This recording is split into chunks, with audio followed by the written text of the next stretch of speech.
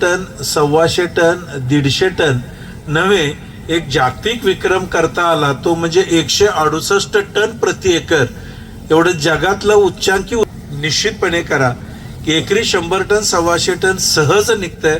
फार त्याला काही प्रयत्न करायला लागतात असं ತಪ್ಪತ್ತೆ. ನೀವು ಎಲ್ಲರೂ ತಿಳ್ಕೊಳ್ಳೋರು ಇದ್ರೆ ಕನ್ನಡದಾಗ ಸುಧಾ ಮಾತಾಡಕ್ ಬರ್ತೈತಿ. ಖರೆ ನಿಮಗೆ ಎಲ್ಲರಿಗೂ ಮರಾಠಿ ಚಂದ ಅಂತ ತಿಳಿತೈತಿ. मराठी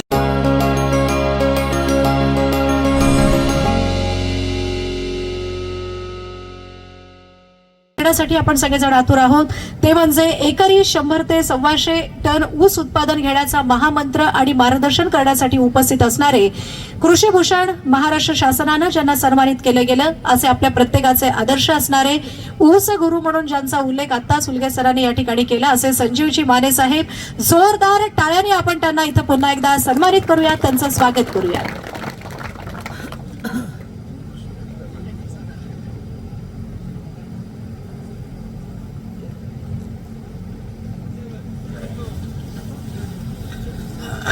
नमस्कार.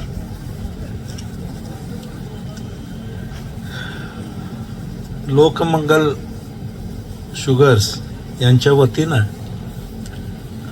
आज ऊस पीक परिसंवाद आयोजित केला. या ऊस पीक परिसंवादाचे अध्यक्ष सन्माननीय श्री महेशजी देशमुख साहेब,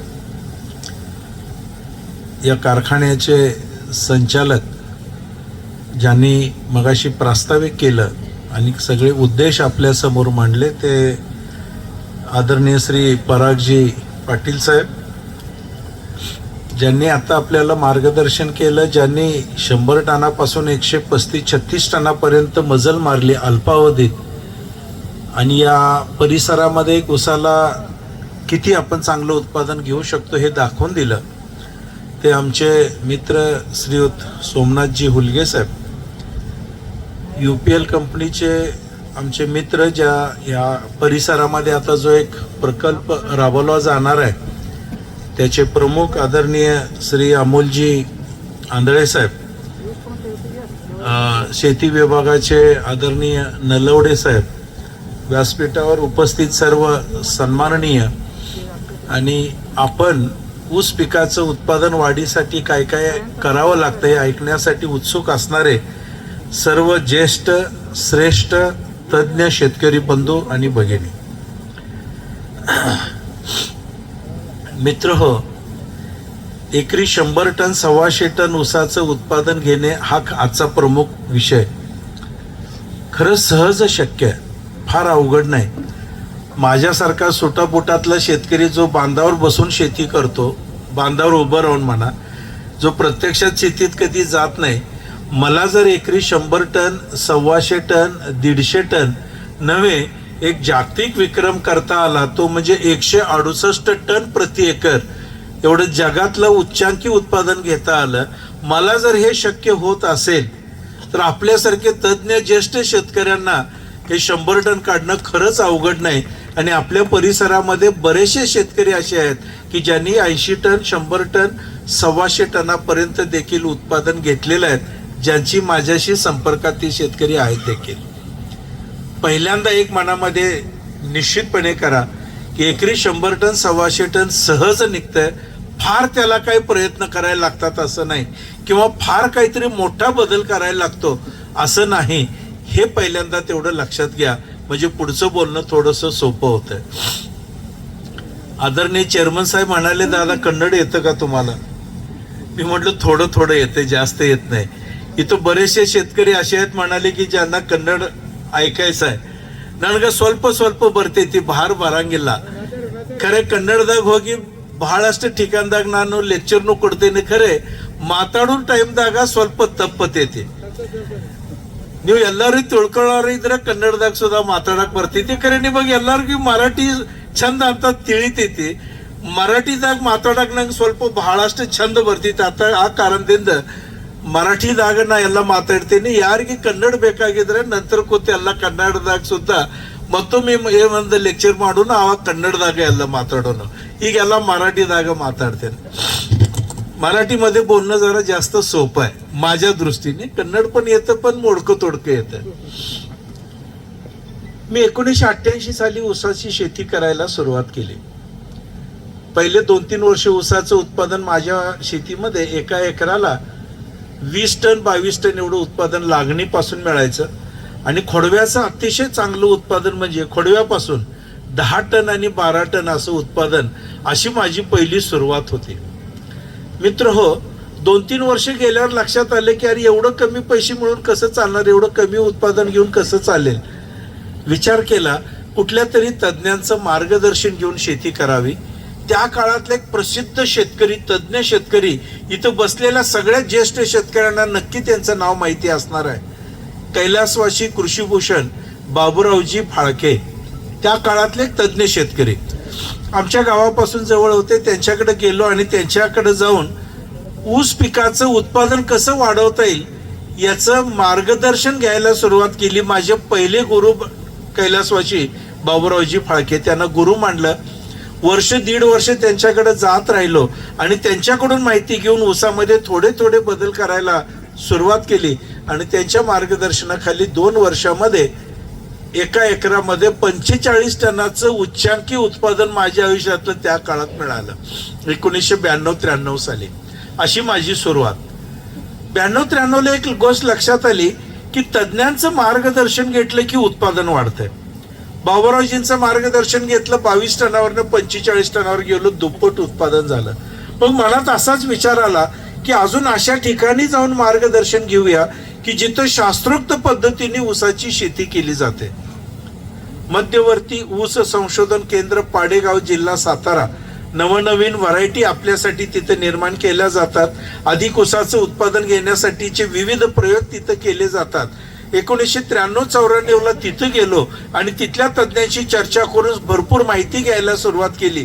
त्या माहितीचा उपयोग माझ्या शेतीत करायला सुरुवात केली. दुसरी एक मोठी संस्था वसंतदादा शुगर इन्स्टिट्यूट मांजरी पुणे, ज्याला VSI पुणे आपण म्हणतो, आशिया खंडातली सगळ्यात मोठी ही संस्था. इथं जाऊन इथल्या शास्त्रज्ञांच्याकडनं ऊस पिकाच्या संदर्भात माहिती घ्यायला सुरुवात केली. आणि तिसरं म्हणजे महात्मा फुले कृषी विद्यापीठ राहुरी, इथंही खूप मोठं काम चालतंय. तिथं जाऊन तिथल्या तज्ज्ञांच्याकडनं मार्गदर्शन घेतलं.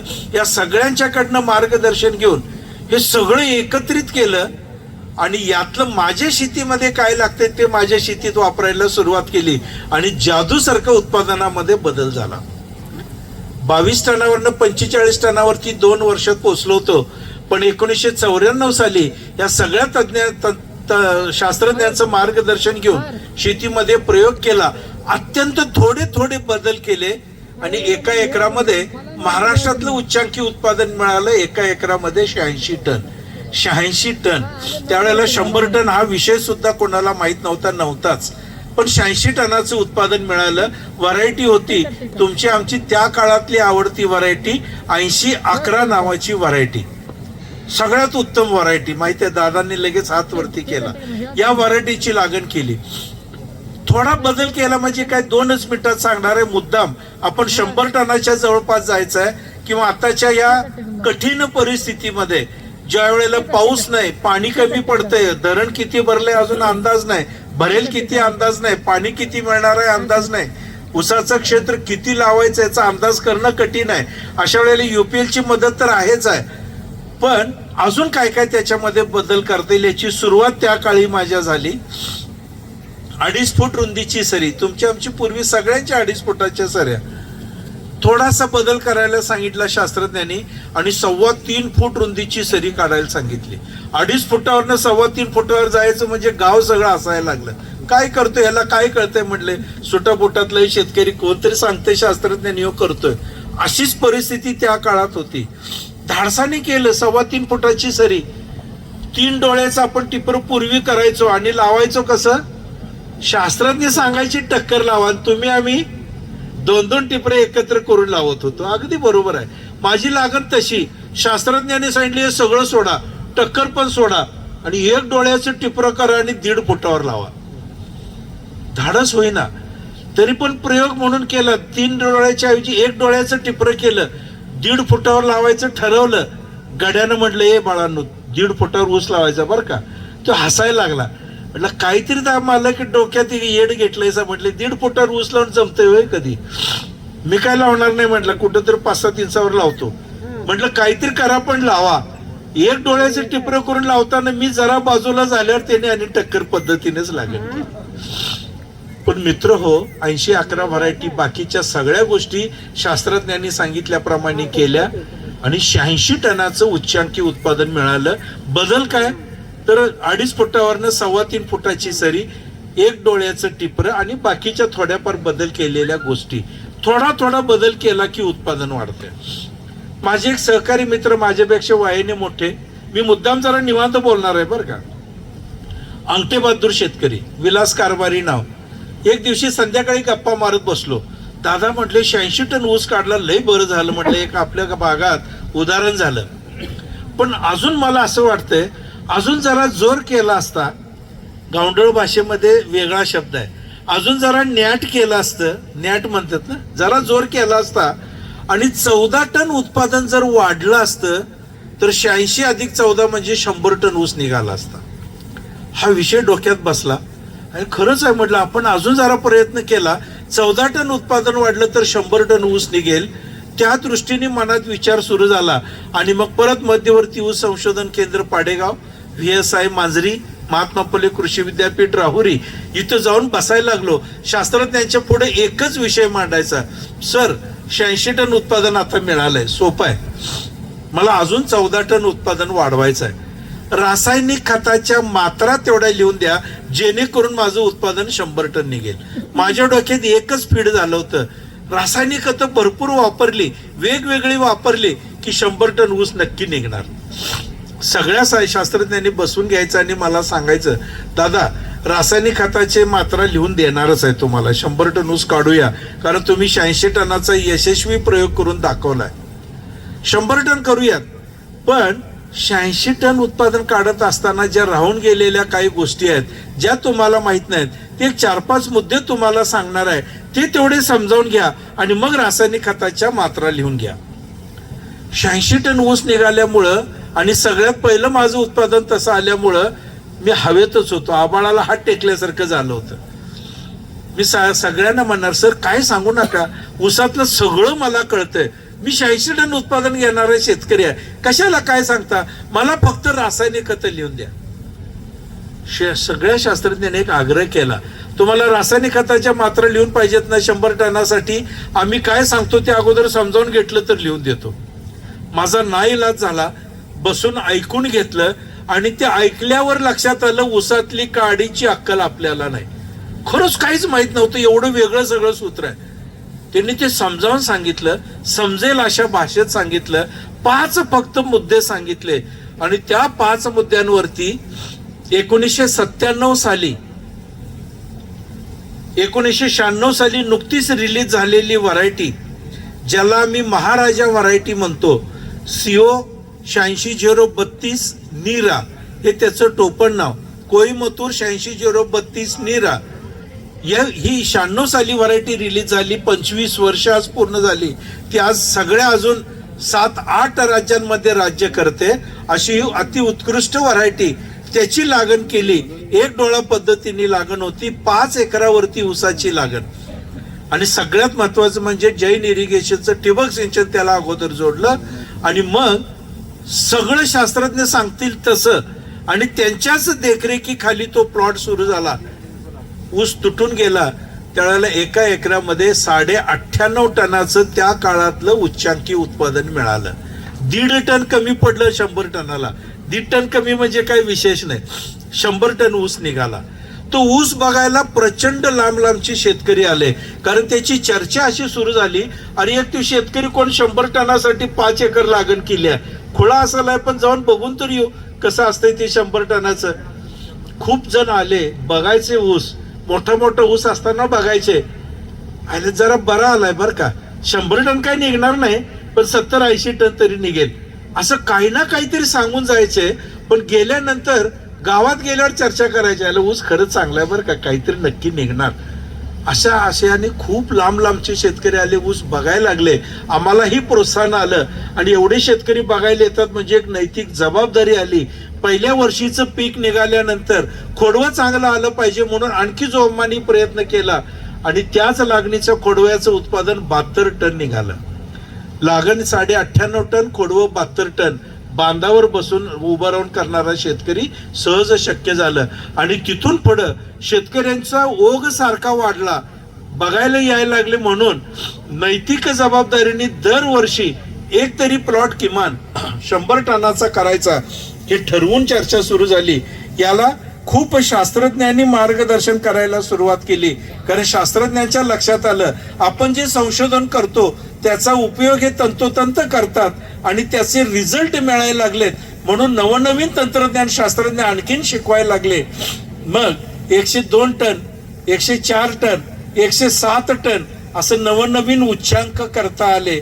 2007 साली ज्या व्हरायटीचं नाव आदरणीय चेअरमन साहेब आणि संचालक साहेबांनी घेतलं, COM 0265 फुले नावाची व्हरायटी रिलीज झाली.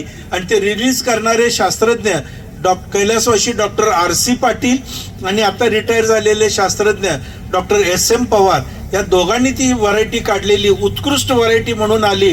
पण ती व्हरायटी रिलीज होताना साहेब आपल्याला माहित आहे की नाही माहित नाही, ती सर्वांच्यासाठी नव्हती.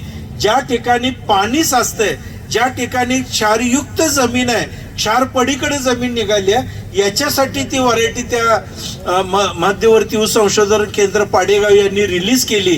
पण ती सगळ्याच ठिकाणी चांगलं उत्पादन देत आहे हे सिद्ध झालं होतं. म्हणून त्या वर्षी 125 टनाचं लक्ष ठेवून आम्ही लागण केली. ती 265 या व्हरायटीचीच लागण. सरीची रुंदी तोपर्यंत लक्षात आलो तर वाढवली, ती 4.5 फुटावर गेलो. शक्य होईल त्या शेतकऱ्याने ठिबक सिंचन जोडलं. 419 शेतकरी त्यात सहभागी झाले या प्रोजेक्टमध्ये. आणि आम्ही सगळेजण 100 टनाच्या पुढे बरेच जण त्यातलं गेलो. पण मी पोचलो ते 121 टनावर. आणि ज्या शेतकऱ्याचं नाव मागाशी घेतलं अंगठे बहादूर शेतकरी विलास कारभारी, ते मात्र 127 टनावर पोहोचले. म्हणजे 125 टनाचं लक्ष ठेवलेलं त्या 265 ने आम्हाला सिद्ध करून दिलं. 2007 साला 10 सालापर्यंत आम्ही 125 टनाच्या पुढे जाता येईल का किंवा 125 टन सगळ्यांना मिळेल का असं प्रयत्न करत राहिलो. 2010 साली एक नवीन प्रयोग करायचा ठरला. 150 टन ऊसाचं उत्पादन निघेल का. त्या काळातले मंत्री आदरणीय जयंतरावजी पाटील साहेब, त्यांच्या कारखान्याला आमचा सगळ्यांचा ऊस जातो, राजाराम बापू सहकारी साखर कारखाना, यांच्या मार्गदर्शनाखाली 1400 लोकांनी या एका प्रोजेक्टमध्ये सहभाग घेतला आणि लक्ष ठेवलं होतं 150 टन ऊसाचं उत्पादन मिळेल का. सगळ्या शास्त्रज्ञांचं मार्गदर्शन, शास्त्रोक्त पद्धतीने शेती केली. आणि हे करत असताना ज्या वेळेला कारखान्याला ऊस गेला त्यावेळेला लक्षात आलं की 150 टन सुद्धा सहज शक्य आहे. कारखान्याने 164 लोकांची यादी कारखान्याच्या ह्याच्यावरती जाहीर केली. तोपर्यंत कारखाना फारशी यादी जाहीर करत नव्हता. आता जसं आपल्या इथं आहे की चांगलं उत्पादन घेणाऱ्या शेतकऱ्यांचा सन्मान करायचा आहे, तसं कारखान्याने 164 लोकांचा सन्मान केला आणि बोर्डावरती यादी लावली. 164वा शेतकरी हा 100 टनाचा होता आणि 1 नंबरचा शेतकरी 150 टन 368 किलो एवढं उत्पादन घेणारा शेतकरी मोहन कदम नावाचा आमच्याच तालुक्यातला एक शेतकरी होता, आमच्या ग्रुपचा. माझं त्यावेळेला 141 टनापर्यंत मी पोहोचलो होतो. मित्र हो, 151 टन सुद्धा 150 टन सुद्धा गाठता आलं. आणि मग सातत्याने आम्ही सगळे शेतकरी करायला लागलो. किमान 100 टन, 125 टन आणि 150 टनाचं उत्पादन घ्यायचं. 2017 साली अशा सर्व शास्त्रज्ञांची चर्चा झाली. म्हटले दादा आता नवीन प्रयोग करू आणि लक्ष ठेवूया. म्हटले 200 टनाचं. आम्हाला भीतीच वाटली. आता 150 टन काढतानाच गुडघे टेकलेत आणि 200 टन कसं निघेल. काळजी करू नका म्हटले, शास्त्रोक्त पद्धतीने प्रयत्न करायचाच. आम्हीही तयार झालो. माझे एक सहकारी मित्र शेतीनिष्ठ शेतकरी आहेत, अशोक खोत, हे तयार झाले. म्हटले जे सर सांगतील त्याप्रमाणे करायचं दादा, पण तुमच्या मनात आहे ते 200 टन एकदा पार करायचं. सगळ्यांनी जोर लावला आणि त्या शेतीमध्ये प्रयोग करायला सुरुवात केली. तापमान वाढलं की उत्पादन घटतंय म्हणून तापमान कंट्रोल ठेवण्यासाठी त्या एकरावरती फॉगर सिस्टीम बसवली. खर्च खूप केला खर्चाकडे लक्ष द्यायचं नाही हे पहिल्यांदा ठरवलं, पण 200 टनापर्यंत पोचायचं हे सिद्ध करायचं म्हणून आम्ही त्याच्या मागे लागलो. खूप प्रयत्न केला. 200 टनापर्यंत त्यावेळेलाही पोचता आलं नाही, आज तागात पण पोचलेलो नाही. कृपा करून गैरसमज नसावा. 200 टनाची प्रयोग दरवर्षी आम्ही करायला लागलोय, अद्याप पोचलो नाही. मात्र 2017 साली 168 टनाचा जागतिक विक्रम आम्हाला करता आला. 168 टन प्रत्यक्ष शेतकऱ्यांनी शेतीमध्ये ऊसाची लागण ओपन फील्ड मध्ये करून, म्हणजे ग्रीन हाऊस किंवा पॉली हाऊस मध्ये न करता प्रत्यक्ष शेतीमध्ये करून जगामध्ये कोणी आज तागायत 168 टन ऊसाचं उत्पादन घेतलेलं नाही. एवढं उच्चांकी उत्पादन मिळालं. आम्ही अजून 4 वर्षामध्ये 168 टन परत प्रयत्न करून सुद्धा पार आम्हाला करता आलेलं नाही. ठीक आहे, पण आमचा प्रयोग सातत्याने चालू आहे. मित्र हो, हे एवढं सगळं सांगितलं अशासाठी की आमची सुरुवात 22 टनाने आणि 168 टनापर्यंत आम्ही पोहोचलो. हे सहज शक्य आहे. सर्वसामान्य शेतकऱ्याला हे करणं अजिबात अवघड नाही. आणि जो स्वतः शेतीमध्ये काम करतो तो निश्चित 5-10 टनांनी याच्या पुढे गेल्याशिवाय राहणार नाही. सहज शक्य आहे. हे मुद्दाम आपल्या लक्षात यावं म्हणून हा सगळा प्रवास मी आपल्याला सांगितला. मित्र हो, 100 टन काढणं तर अजिबात अवघड नाही. काही परिस्थितीनुसार कमी जास्त होईल. या वर्षी पाऊस नाही, त्यानुसार थोडाफार कमी जास्त प्रमाणात येईल. पण 100 टन काढण्याचं सूत्र मी आपल्या समोर एकदा सगळं मांडतो. जे त्या शास्त्रज्ञांनी मला सांगितलं ते एकदा आपण शांतपणे ऐकून घ्या. या 5 मुद्द्यांवरती जर आपण ऊसाच्या शेतीमध्ये थोडा बदल केला तर आपण सुद्धा योग्य परिस्थिती झाली तर 100 टनावरती पोहोचू. निश्चितपणे त्याचा आपल्याला यश आल्याशिवाय राहत नाही. पंचसूत्री मी आपल्या समोर मांडणार आहे. तत्पूर्वी मागाशी UPLचे अमोलजींनी माहिती सांगितली की पहिला प्रयोग त्यांचं जे झेबा टेक्नॉलॉजी आहे त्याचा प्रयोग माझ्याच शेतीमध्ये त्यांनी स्वतः उभं राहून वर्षभर त्याच्यावरती प्रयोग करून केला होता.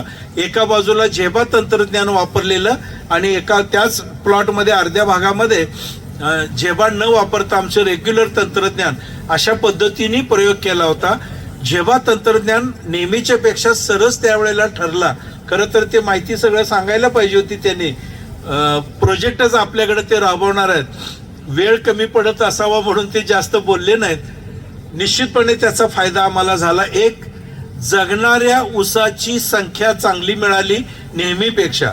जगणारी ऊस म्हणतो, नुसते फुटवे जास्त घेऊन चालत नाही. पुढे मी सांगणारच आहे आपल्याला. जगणाऱ्या ऊसाची संख्या चांगली मिळाली. 3 पेरं एकाच दिवशी लावलेल्या ऊसामध्ये 3 पेरं जास्तीचे त्या जेबा टेक्नॉलॉजीमध्ये मिळाले. 3 पेरं वाढली म्हणजे जवळपास 6 टनांनी उत्पादन तिथंच वाढते 3 पेऱ्यामध्ये. तिसरा एक फायदा झाला म्हणजे दोन्हीच्या जाडीमध्ये खूप चांगला बदल घडला. प्रत्येक पेराची जाडी मोजून त्याच्या नोंदी केलेल्या होत्या ठरलेल्या त्या प्लॉटमध्ये. खूप त्यांनी खर्च करून तो प्रयोग केला होता. त्याला लोखंडी सगळं कुंपण केलं होतं, तारा बांधल्या होत्या त्याला की इकडचा ऊस इकडे घ्यायचा नाही, इकडचं तिकडं नाही वगैरे. खूप मोठा प्रयोग तो झाला होता. पेरांच्या जाडीमध्ये फरक दिसला. खालच्या तळापासून बुडक्यापासून ते शेंडापर्यंतच्या पेरांमध्ये पेराच्या लांबीमध्ये वाढ दिसली. आणि एकंदरीत बघता किती टक्क्यांनी उत्पादनात वाढ मिळाली? साधारणतः 18%. फक्त जेव्हा तंत्रज्ञान वापरल्यामुळं 18% उत्पादनामध्ये वाढ झाली होती. म्हणजे खूप चांगलं तंत्रज्ञान. त्यांनी त्याचा व्हिडिओ पण तयार केला आणि सगळ्यांना तो दाखवला. बऱ्याच ठिकाणी शेतकऱ्यांनी तो वापरायला सुरुवात केली. तो प्रोजेक्टच आपल्याकडे आता होतोय. खरोखरच आपण सर्वजण भाग्यवान म्हटलं पाहिजे की हे तंत्रज्ञान आपल्याला जाग्यावरती आता मिळणार आहे. पंचसूत्रीवरती आपण लक्ष देऊया की उत्पादन वाढीसाठी नेमकं आपल्याला काय करायचं. 5 सूत्र आहेत, 5 मुद्दे आहेत. पहिला मुद्दा आहे जमिनीची सुपीकता. ऊसासारखं अति खादाड पीक त्याचं उत्पादन चांगलं घ्यायचं असेल तर जमीन पहिल्यांदा सुपीक करायला लागते. ती काय सुपीक करायची, नेमकं काय करायचं याच्यावरती 1-2-3 मिनिटं आपण चर्चा करू. 2 नंबरचा मुद्दा आहे ऊस लागणीची योग्य पद्धत. आता तुम्ही म्हणणार ऊस कसा लावायचा आम्हाला शिकवणार का? मी शिकवणार नाही. शास्त्रज्ञांनी जे सिद्ध केलंय तो सिद्ध झालेला सिद्धांत आपल्या समोर मांडणार आहे, ऊस लागणीची योग्य पद्धत. त्याच्यावरती एक 3-4 मिनिटं चर्चा करू. तिसरा मुद्दा आहे तुमच्या आमच्या आवडीचा, रासायनिक खताच्या मात्रा कोणत्या, किती, केव्हा आणि कशा कशा द्यायच्या, याच्यावरती थोडंसं सखोल आपण बोलूया. 4-5-7 मिनिटं त्याच्यावरती बोलू. चौथा मुद्दा आहे अत्यंत महत्वाचा, या वर्षी तर त्याचा खूपच निकड आहे, ती म्हणजे पाण्याचं व्यवस्थापन. ऊसाला नेमकं पाणी किती लागतंय, आपण किती देतो, किती पाणी दिलं तर उत्पादन वाढेल, याच्यावरती एक चर्चा 2-4 मिनिटं. आणि शेवटचा मुद्दा पीक संरक्षण. खरं तर पूर्वी ऊसावरती काही रोगराई नव्हती, त्याला काही फवारण्या करायला लागायच्या नाहीत. पण 2003-5च्या दरम्यान लोकरी मावा आला, तो इतका प्रचंड आला, त्याला फवारणी करण्यासाठी आम्हाला पंप विकत घ्यायला लागला, कारण पंपच माहीत नव्हते आम्हाला. पंप विकत घेतला आणि त्या याच्यावरती फवारणी सुरू झाली ऊसावरती. तेव्हा जो तो पंप पाठीला चिकटलाय, तो आता सारखं तो चालूच आहे पंप. काही ना काहीतरी त्याच्यावर रोग येतोय, किडी येतात, काहीतरी होतंय, त्याला फवारणी करायला लागते. नेमकं पीक संरक्षण म्हणजे काय, याच्यावरती शेवटी एक 2-4 मिनिटं आपल्याला बोलायचं. पहिला मुद्दा आहे जमिनीची सुपीकता. शास्त्रज्ञांच्या पुढे बसलो होतो, त्यांनी वही घेतली, ती वही नेली होती रासायनिक खतं लिहून घ्यायला. त्यांनी ती वही मागून घेतली, त्याच्यावर लिहिलं पहिल्या पानावरती एकरी 100 टनासाठी पहिला मुद्दा क्रमांक 1 जमिनीची सुपीकता, आणि खाली एक महत्वाचं वाक्य लिहिलं. ते वाक्य असं होतं, एकरी 40 बैलगाड्या चांगलं कुजलेलं शेणखत टाकावे. मी डोक्याला हात लावला. सरांना म्हटलं, सर हे काय लिहिलं बोलतच, मी मगापासून अर्धा तास झालं तुम्हाला सांगतोय मला रासायनिक खतं लिहून द्या, मला 100 टन ऊस काढायचा आहे, ते राहिलं बाजूला, ही शेणखताची काय भानगड, माझ्याकडे शेणखत उपलब्ध नाही, मला शेणखताचं काय सांगू नका, मला रासायनिक खतं किती टाकायचे तेवढे सांगा. सर म्हटले, दादा एकरी 100 टन ऊस काढायचा आहे, आपल्याला जमीन चांगली केली पाहिजे, त्यासाठी शेणखत टाकणं अत्यंत आवश्यक आहे. मी म्हटलं तरी सुद्धा माझ्याकडे शेणखत नाही. असं करा ना म्हटलं, रासायनिक खतं लिहून द्या, तुम्ही जेवढं लिहून द्याल त्याच्यापेक्षा 4-5 पोती आगाव टाकतो, पण ती शेणखताची काही भानगड नको. सर म्हटले, दादा असं नाही, आपल्याला शेणखत टाकायला लागेल. सरांच्या लक्षात आलं की रासायनिक खत आणि शेणखत याची मी तुलना करायला लागलोय, शेणखत नाही रासायनिक खत जास्त टाकूया असं मला वाटत होतं. सर म्हटले, दादा असं नाही, जरा समजावून घ्या, तुम्ही जे मागापासून रासायनिक खत रासायनिक खत रासायनिक खत म्हणायला लागला, हे रासायनिक खत जमिनीमध्ये आपण टाकतो, ऊसाला पाणी देतो, पाण्यामध्ये ते सगळं विरघळलेलं आपल्याला दिसतंय, आपल्याला असं वाटतं की हे सगळं त्यांनी खाल्लं. आता असं घडत नाही. दिलेली रासायनिक खतं जरी पाण्यामध्ये विरघळली तरी ती ज्या स्थितीमध्ये आहे त्या स्थितीमध्ये ऊस पिकाला ती रासायनिक खतं खाता येत नाहीत. त्या विरघळलेल्या अवस्थेमध्ये जमिनीमध्ये त्या रासायनिक खतावरती विशिष्ट अशी प्रक्रिया होते. ही प्रक्रिया झाल्यानंतर ऊस पिकाला खाता येईल अशा स्वरूपात त्या खताचं रूपांतर केलं जातंय आणि मग ऊस पिकाला ते अन्न घटक खाता येतात. म्हटलं, सर डोक्याच्या आत काही शिरेना, डोक्याच्या वरनं चाललंय सगळं, राहू दे आपलं, काय समजावून सांगू नका, रासायनिक खतं किती टाकू तेवढी सांगा. नाही म्हटले, समजावूनच घ्या, दिलेली रासायनिक खतं जरी पाण्यात विरघळली तरी ती ज्या स्थितीमध्ये आहे त्या स्थितीमध्ये ऊस पिकाला ती खतं खाता येत नाहीत, म्हणून त्याला त्याचं स्थिर स्वरूप असं म्हणतात. इंग्रजीत त्याला फिक्स फॉर्म म्हणतात. जमिनीमध्ये त्याच्यावर प्रक्रिया होते आणि मग प्रक्रिया झाल्यानंतर ऊस पिकाला खाता येईल असं त्याचं रूपांतर केलं जातंय, मग ऊसाला ते खाता येतंय, उपलब्ध होतंय, म्हणून त्याला त्याचं उपलब्ध स्वरूप असं म्हणतात.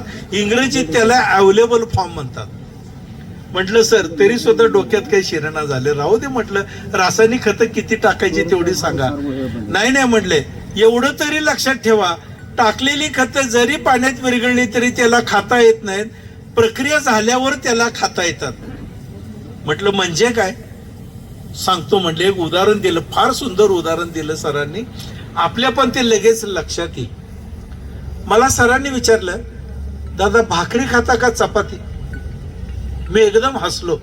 म्हटलं, सर ते ऊसाला काय खायला घालायचं ते सांगा, मला कशाला विचारता भाकरी का चपाती? नाही नाही सांगा तरी म्हटलं मला दोन्ही पण चालतंय.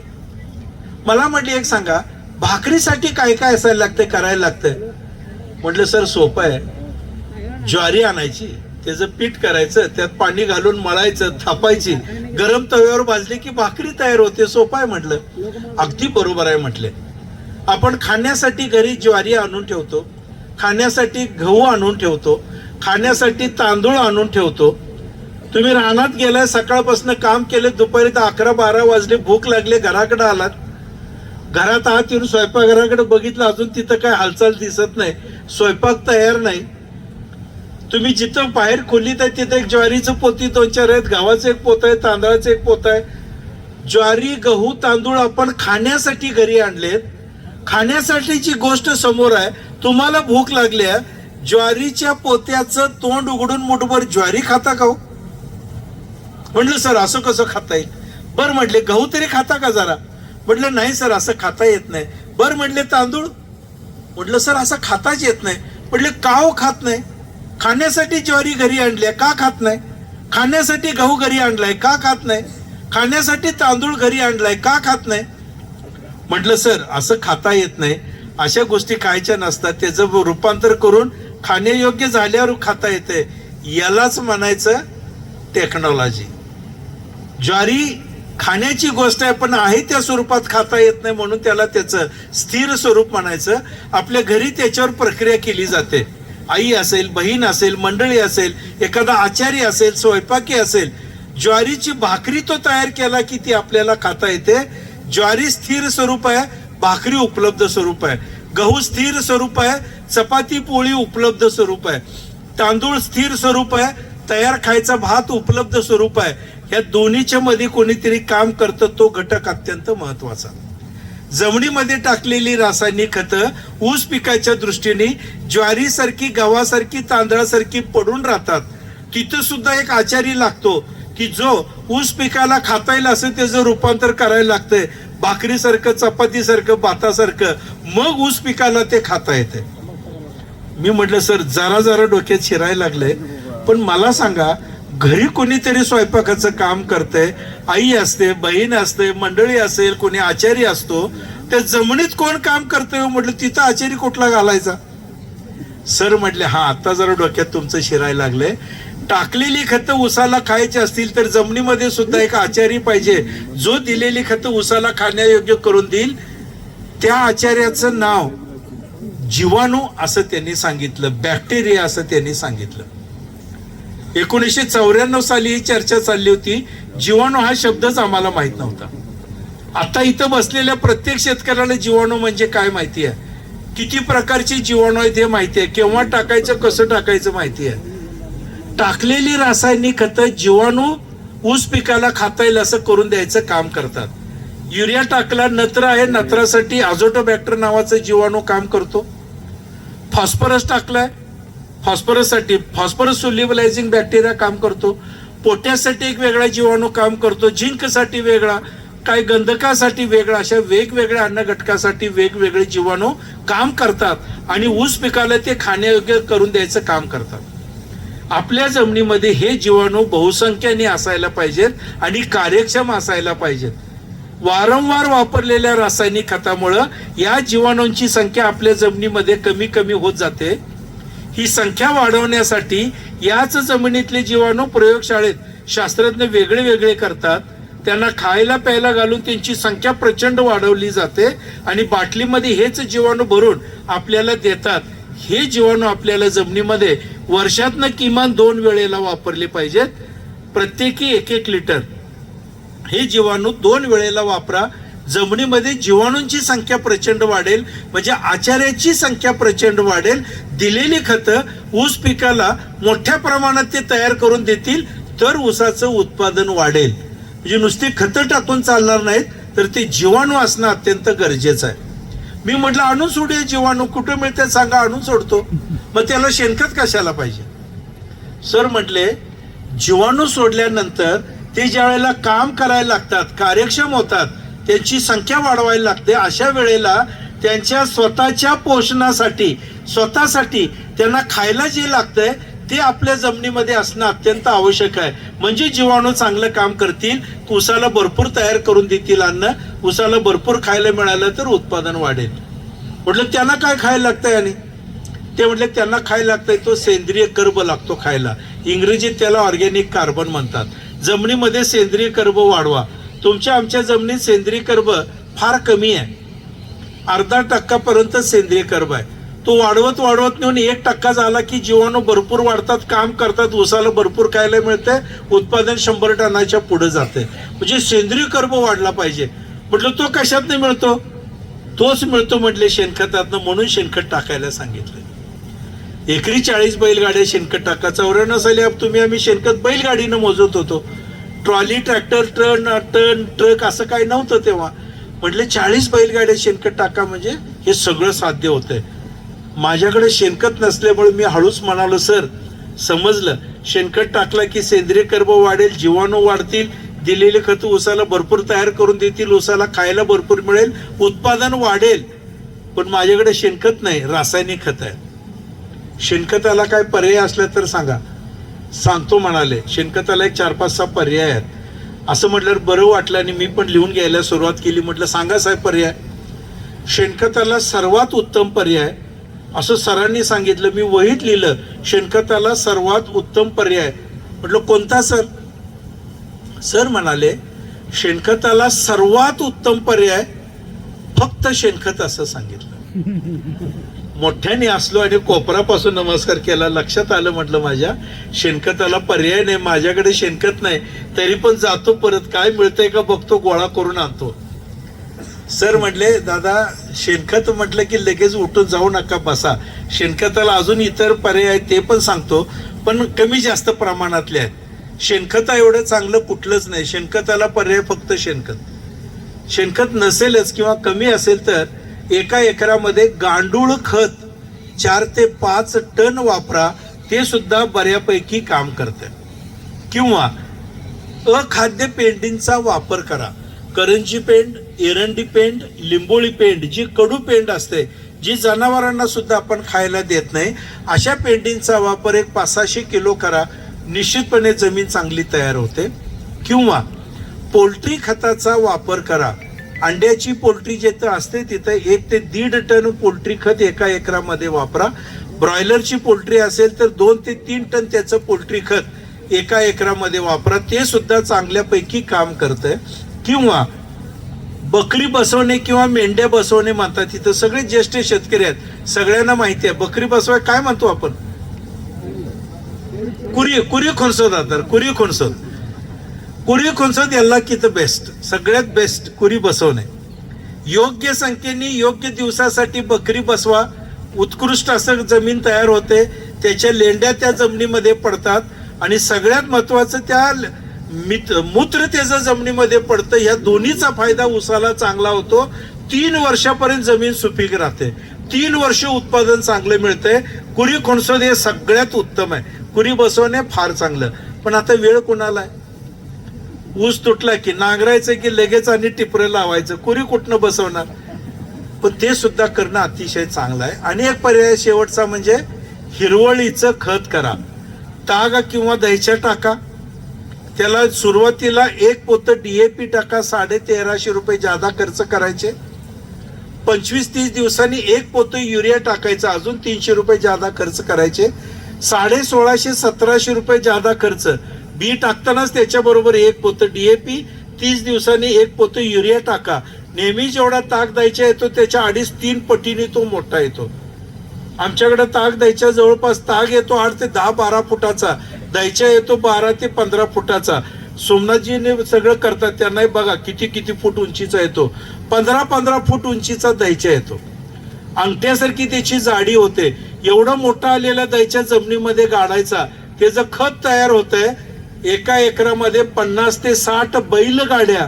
शेणखत घातल्यानंतर जेवढा फायदा होतो ते एका हिरवळीच्या खतामुळे होतो. 1700 रुपये फक्त जादा खर्च करा. हिरवळीचं खत सगळ्यात उत्तम. शेणखताला चांगला पर्याय हिरवळीचं खत. अजून एक शेवटचा पर्याय सांगितला. आम्हाला त्यावेळेला आमचा कारखाना प्रेसमड आम्हाला मोफत द्यायचा सगळीकडेच. तो मोफत 50 रुपये नंतर दर झाला, नंतर मग 200 झाला, वाढत वाढत गेला दर. तो प्रेसमड आम्ही आणायचो आणि 2-3 टन प्रेसमड एका एकरामध्ये टाकून देत होतो. सर म्हटलं प्रेसमड वापरणं योग्यच आहे, पण तुम्ही टाकता असं करू नका. प्रेसमड आणा, एका कोपऱ्यामध्ये जमिनीच्या त्याचा ढीग करा. ढीग करताना ढिगाची खालची रुंदी 5 किंवा 6 फूट तिरका असं ढीग करा, वरती 2 फूट करा. असं लांबीला किती पण ढीग लांबीचा करा, पण रुंदीला मात्र 5-6 फुटापेक्षा जास्त नको. दोन्हीकडून हवा आत गेली पाहिजे. पहिल्या महिन्यात त्याला पाणी मारून गार करा. दुसऱ्या महिन्यात कंपोस्ट करणारे जीवाणू त्याच्यामध्ये सोडा. शक्य झालं तर ते 1-2दा हलवा. 3 महिन्यामध्ये त्याचं उत्कृष्ट असं कंपोस्ट खत तयार होतं.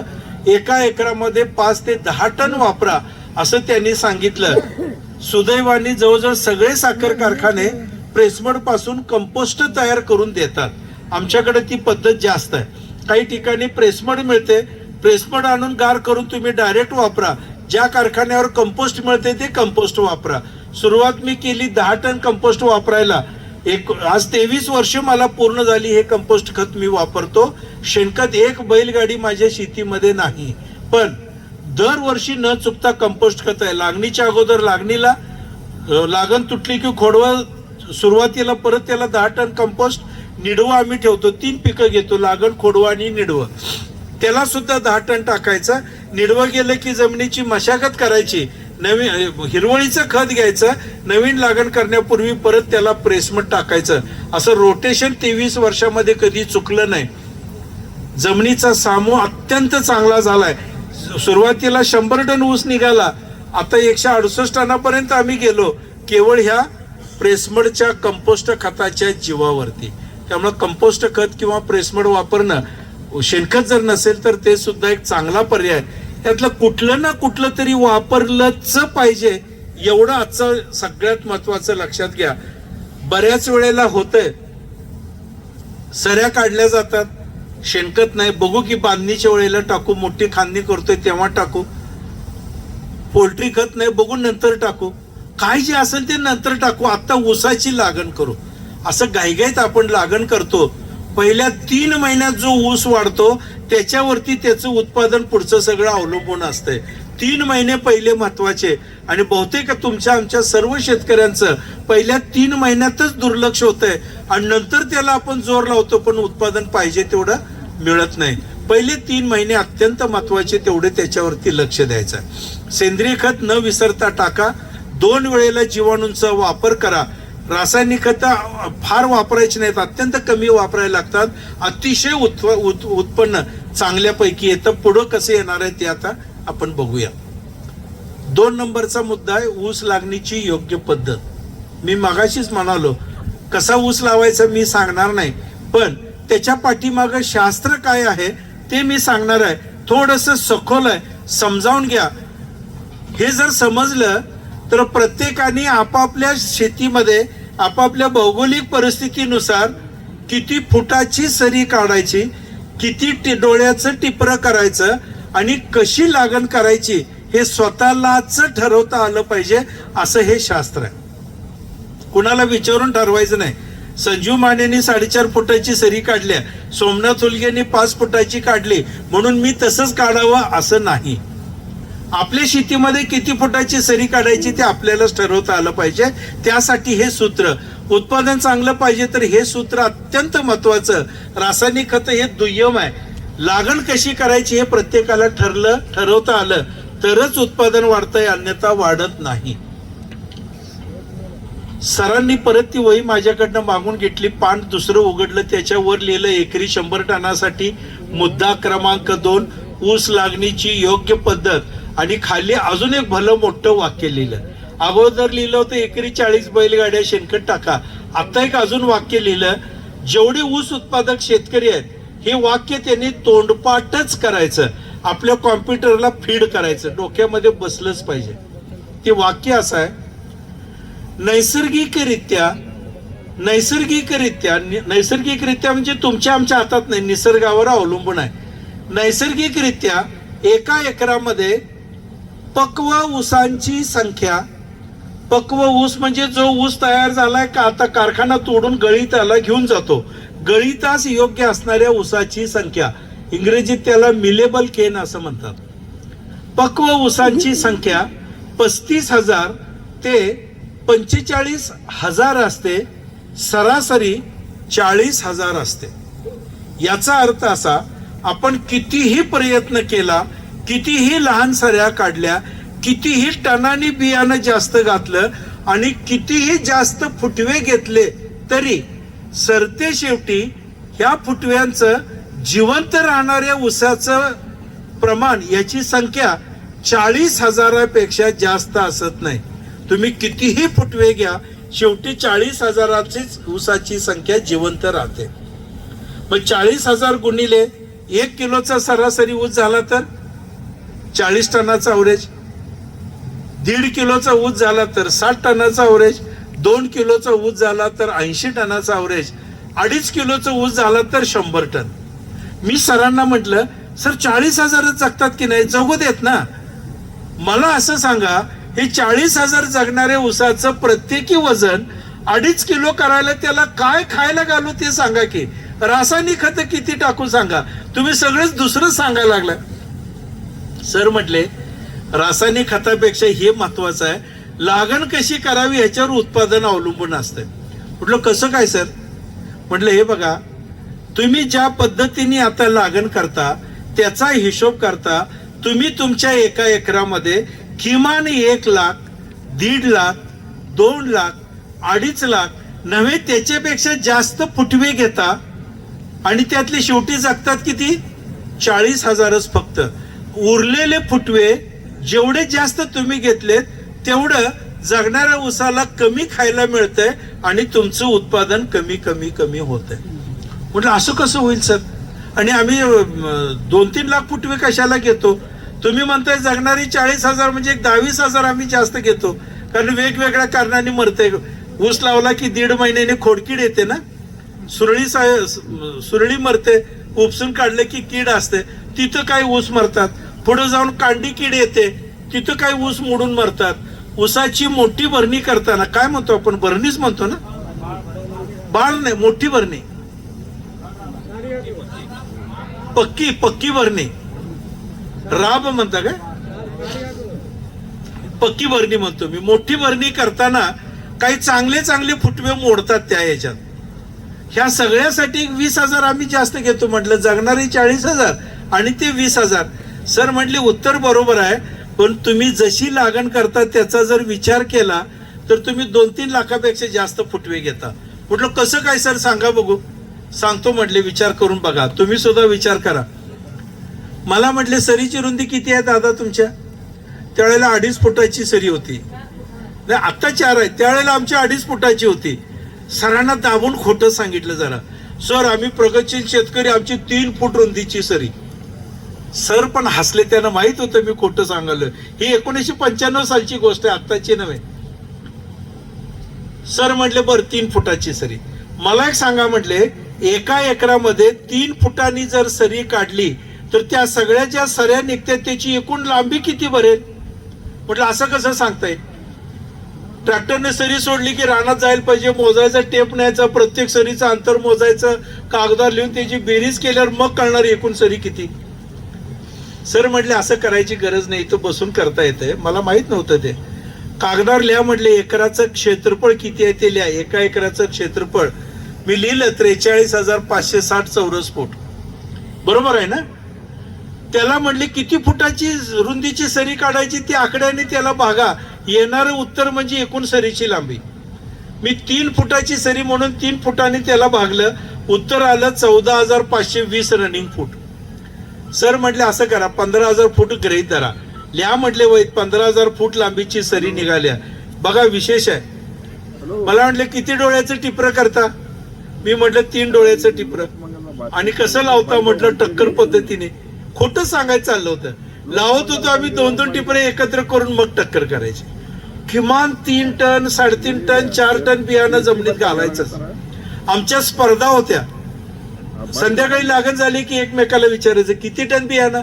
तो म्हणणार दादा या वर्षी 3 टन बियाणं संपलंय बरं का, 30 टन अवरेज नक्की निघणार. दुसरा म्हणणार दादा आमचं 3.5 टन बियाणं संपलंय. 35-40 टन ॲव्हरेज नक्की निघेलच की. एखादा म्हणणार हुशार शेतकरी लय सगळी यंत्रणा असणारा, दादा 4 टन बियाणं घातलंय बघा, 40-50 टन ॲव्हरेज निघायलाच पाहिजे.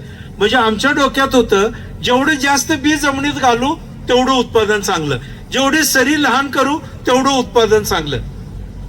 सर म्हटले आता हिशोब करून बघा, नैसर्गिकरित्या फक्त 40,000 ऊस जगतात एवढं पक्क लक्षात ठेवा.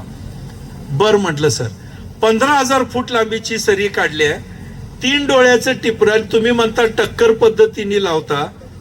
मला सांगा म्हटलं 3 डोळ्याची टिपऱ्याची लांबी किती? मी म्हटलं 8-9 इंच. बरं म्हटले चांगलं बियाणे असं गृहीत धरा 1 फुटाचं 1 टिपरं टक्कर पद्धतीने लावता म्हणजे 1 फुटाला 1 टिपरं बसतंय. 15,000 फूट लांबी आहे म्हणजे किती टिपरं बसणार? मी म्हटलं 15,000. लिहा म्हटले वैत 15,000 टिपरे लावले. टिपरे लक्षात आले ना बी. परत प्रश्न विचारला, एका टिपऱ्याला डोळे किती? मी म्हटलं 3 असतात. मग 15,000 टिपरे लावलेत म्हणजे एकूण किती डोळे लावतो आपण एका एकरात? 15 त्रिका 45,000 डोळे लावतो. लिहा म्हटले वैत 45,000 डोळे लावले. आणि एक महत्वाचा प्रश्न विचारला, हे लावलेले 45,000 डोळ्यापैकी किती उगवतात? हा म्हटलं सगळं उगवतंय, उगवायची काय अडचण नाही. आता 2-2 टिपरे आम्ही लावलेले 3-3.5 टन बियाणं घातलेलं, त्यातलं उगवलं किती मेलं किती कधीच कळत नाही. जरा गॅप दिसली की आणि 22 मोळे आणायचे तुकडं करून घालायचंच त्यात. म्हटलं उगवायचं काय प्रॉब्लेम नाही आमच्याकडं. सर म्हटले असं नसतंय दादा, अडसाली लागण केली जून जुलै ऑगस्ट मधली तर 80 ते 85% उगवण होते. फार चांगलं म्हणजे 90%, ह्याच्यापेक्षा जास्त उगवण होत नाही. या सर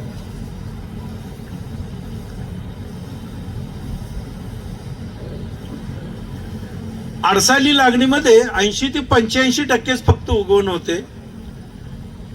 पूर्व हंगामी म्हणजे ऑक्टोबर नोव्हेंबर आता जे आपण लागणी करतो याच्यामध्ये 70-75 ते 80% फक्त उगवण होते. आणि सुरू लागण असेल म्हणजे जानेवारी फेब्रुवारीची लागण याच्यात 65 ते 75% उगवण असते. म्हटलं सर मला माहित नाही. जुलैची लागण आहे, 15,000 टिपरे लावल्यात, 45,000 डोळे लावल्यात. आता तुम्हीच सांगा यातले उगवतील किती आणि मरतील किती? सर म्हटले यातले 5,000 डोळे नक्की उगवणार नाहीत. मी लगेच वजा केले, 45,000 डोळे वजा 5,000 म्हटलं राहिले 40,000. सर म्हटले आता हे 40,000 डोळे उगवलेत असं समजा. मला पण बरं वाटलं, चला 40,000 डोळे उगवले.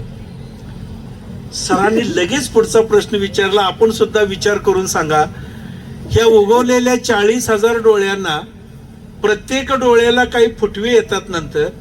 मला सांगा म्हटले तुमच्याकडे एक डोळ्याला किती किती फुटवे येतात? किती येतात आपल्याकडे एका डोळ्याला फुटवे? 5-6. कुणी जास्त बघितलेत का एका डोळ्याला फुटवे? 5 फुटवे तरी येतात. पहिला आलेला कोंब त्याला काय म्हणता? जेठा कोंब. आणि 5 फुटवे असे झाले 6. 40,000 उगवलेत. 40,000 गुणिले 6 म्हणजे किती फुटवे झाले? मी म्हटलं 2,40,000 झाले. जगणारे किती यातले? 40,000. 2,40,000 जगणारे 40,000 वजा करा, राहिले किती? 2 लाख राहिले. सर म्हटले ह्या राहिलेल्या 2 लाख फुटव्यांचं तुम्ही काय करता? काय करतो आपण? मी विचार करायला लागलो, खरंच की 3 फुटाच्या सरीत दाट लागण केली तर 2-2.5 लाख फुटवे येतात. हे म्हणतात तसं जगणारी 40,000, राहिलेल्या 2 लाख फुटव्याचा आम्ही काय करतो? मी विचार करायला लागलो. सर म्हटले दादा विचार करू नका, हे तुम्हाला माहित नाही. मी सांगतो म्हटले काय होतंय.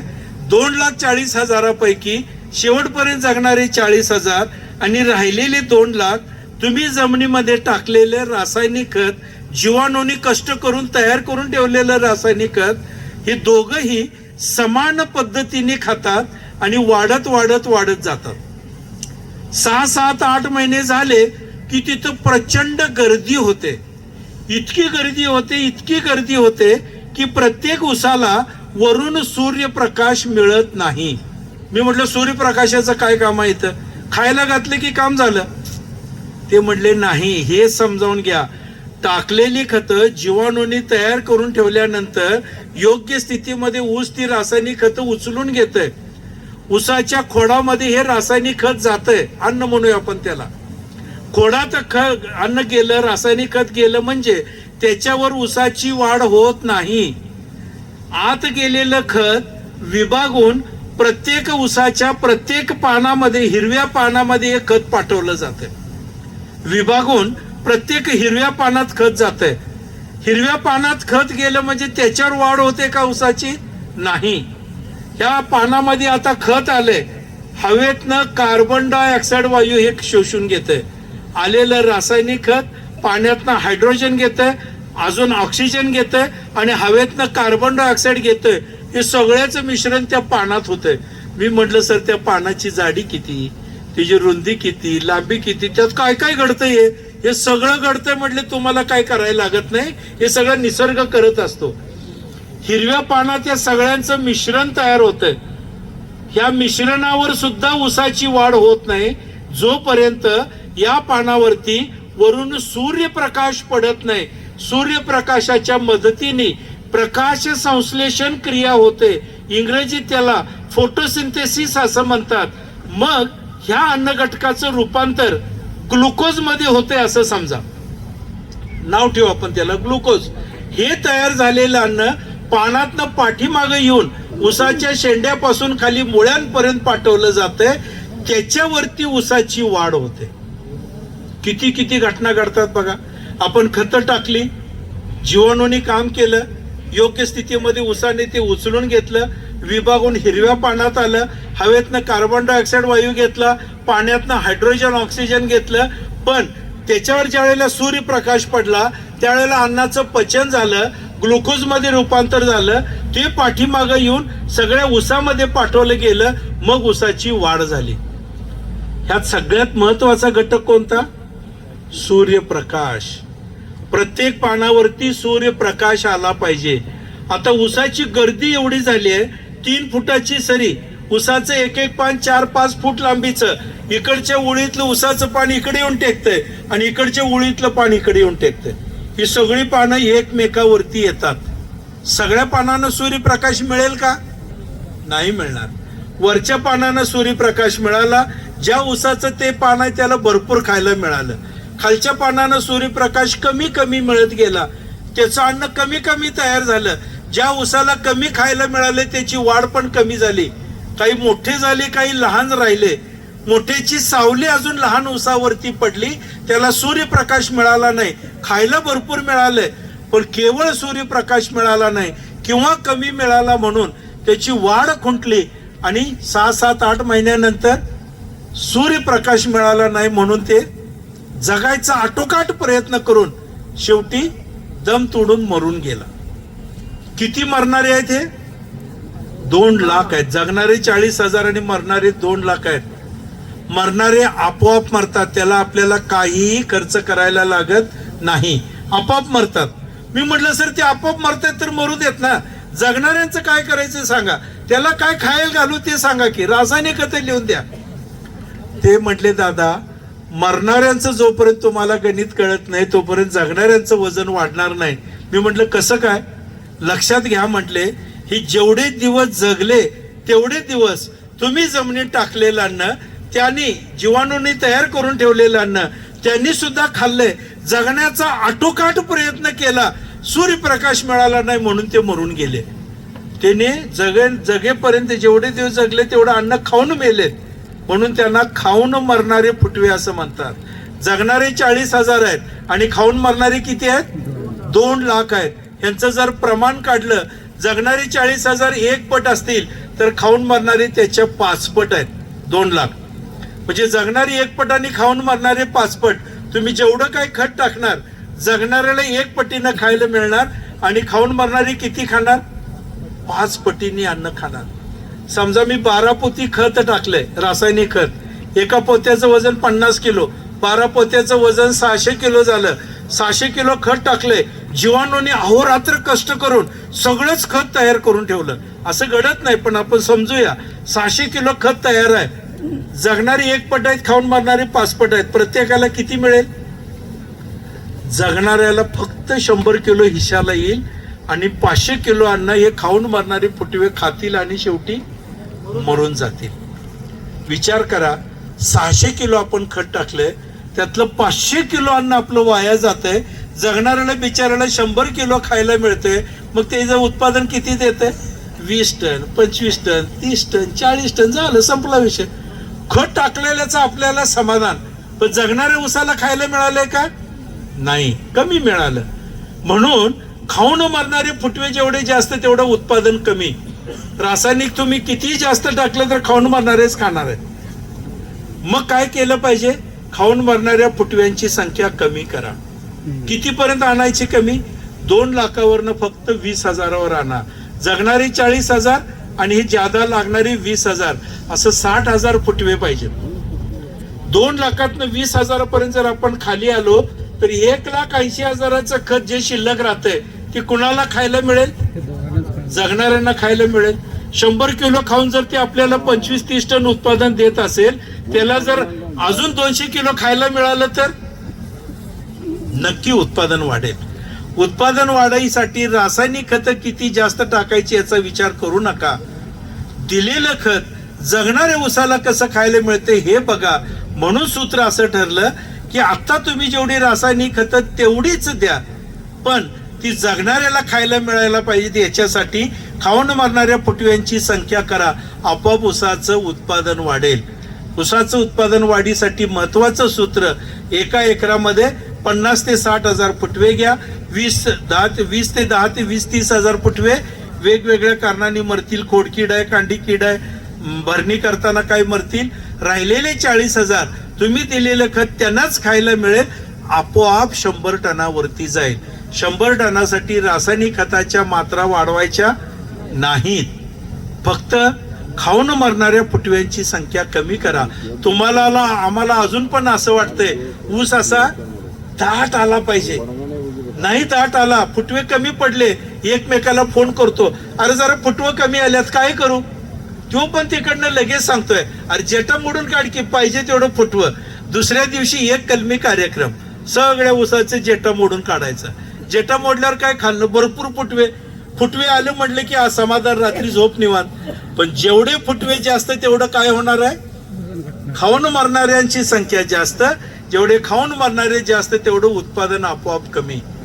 म्हणून सगळी ऊस लावताना असं केलं पाहिजे, ज्या जगणारी ऊस आहे त्याची पानं सूर्यप्रकाशात आली पाहिजेत.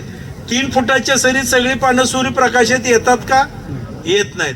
म्हणून मग ही जी पानं सगळी एकमेकावरती आहेत, हे जर असे सूर्यप्रकाशात आणायचे असतील तर 3 फुटाच्या ऐवजी सरीची रुंदी किमान 4.5 फुटाची केली पाहिजे. म्हणजे मग ही पानं सगळी हळूहळू बाहेर येतील. पूर्वीच्या ऊसाची पानं अशी वाढायची आणि पडदिशी असं वाकायची खाली. आता नाही. आता जेवढे नवीन व्हरायटी आले त्या ऊसाची पानं अशी तिरकी वर जातात आणि शेंड्याजवळ थोडीशी वाकतात. बघा तुम्ही, 4.5 फुटाच्या सरीमध्ये ही सगळी पानं तिरकी वर जाऊन शेंड्याजवळ जराशी वागतात. सगळी पानं सूर्यप्रकाशात येतात. प्रकाश संश्लेषण क्रिया चांगली, उत्पादन वाढतंय. 4.5 फुटाची सरी, 3 फुटाच्या सरीमध्ये 15,000 टिपरे बसतात. 4.5 फुटाच्या सरीमध्ये नक्की निम्म्यानं खाली येते. आपोआप डोळे कमी बसतात. डोळे कमी बसले की फुटवे कमी येणार, म्हणजे खाऊन मरणाऱ्यांची संख्या आपोआप कमी झाली. म्हणून 4.5 फूट. मग सगळ्यांनी सरसकट 4.5 फूटच काढायची का? नाही. ज्यांच्याकडे मध्यम आणि हलकी जमीन आहे, त्यांनी 4.5 फूट रुंदीची सरी काढायची.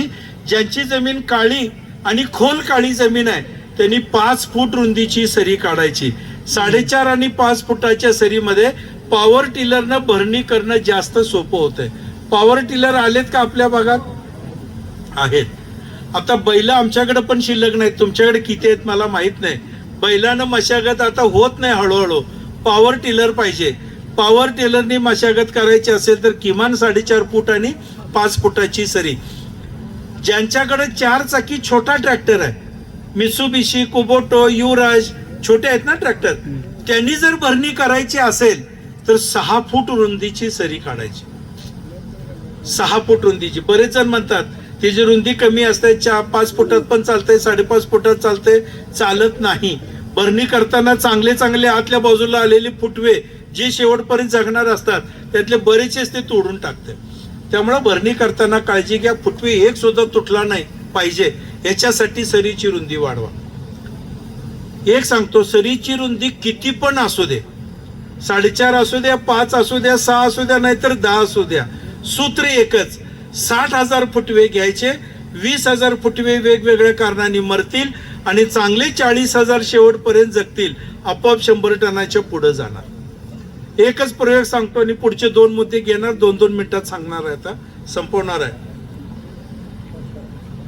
1 वाजलाय, थोडस राहिले आता, लय नाही, लगेच संपवतो. कंटाळा आला नाही ना? माझे एक मित्र आहेत, कासेगाव म्हणून गाव आहे आमच्या तालुक्यातलं, शेणे नावाचं गाव, छोटं खेड आहे. धनाजी निकम नावाचा शेतकरी, 11 वर्ष झाली त्याने प्रयोग केला होता. आम्ही सगळे एकत्र करणारे, प्रयोग करणारे मंडळी.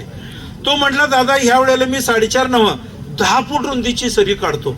अरे म्हटलं, काढू नकोस, 4.5 काढायला तर आपल्याला घाम फुटायला लागले अजून 10-12 वर्षापूर्वी. नाही म्हटलं दादा 10 फुटाची सरी काढणार. मनातल्या मनात म्हटलं काढू दे, तो प्रयोग करतोय करू दे, चांगला फायदा होतोय का तोटा होतोय तो करतोय करू दे, आपलं नुकसान काय. पण पहिल्या दिवशीपासून त्याच्या बरोबर राहिलो. 10 फुटाची सरी काढली, 1 डोळ्याचं टिपरं केलं, 1 फुटावरती 1 टिपरं लावलं, ठिबक सिंचन जोडलं. 10 फुटाची सरी म्हणजे सरीची एकूण लांबी झाली 4,500 फूट लांबी, 4,300 फूट झाली. वरचं 300 डोळे लावलेले बाद झाले, 4,000 डोळे जगले. प्रत्येकी 10 फुटवे घेतले, 40,000 ऊस तयार झाले. किती ॲव्हरेज निघाला असेल 10 फुटाच्या सरीत?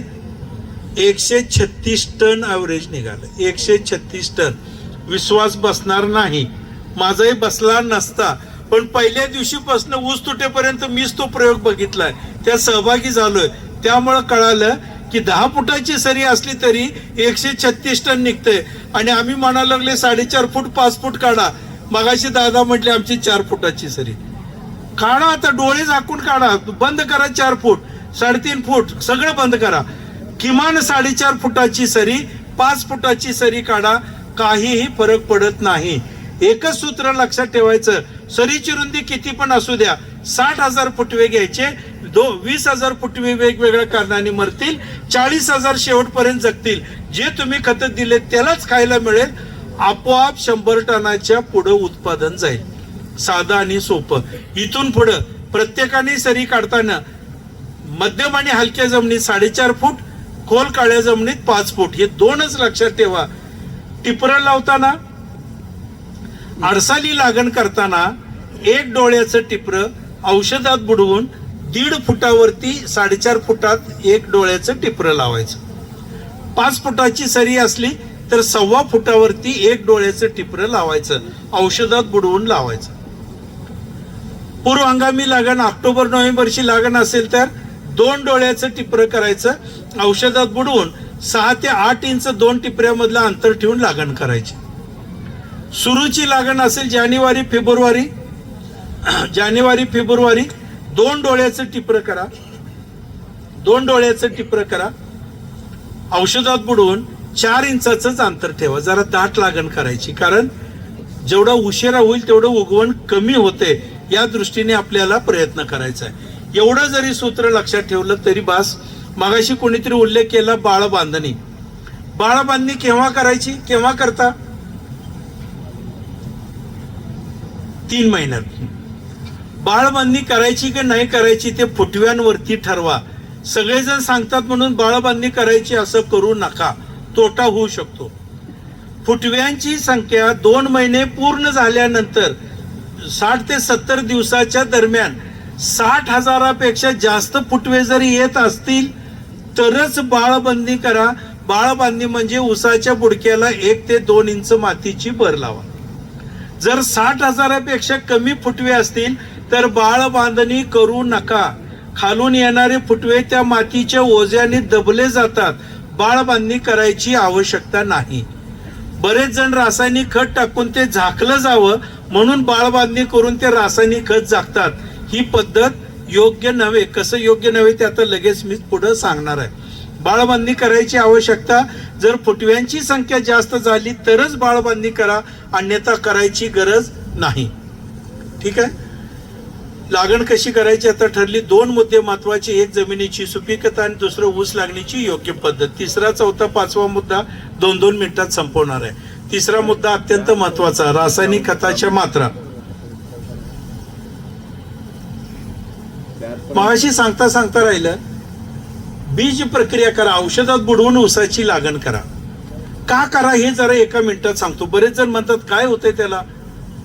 तुमच्या आमच्या जमिनीमध्ये बुरशीचं प्रमाण फार वाढलंय, त्याच्यासोबत किडींचं प्रमाण पण फार वाढलंय. बुरशी काय करते, बुरशी ही साखरेवरती वाढते, गोड पदार्थावरती वाढते.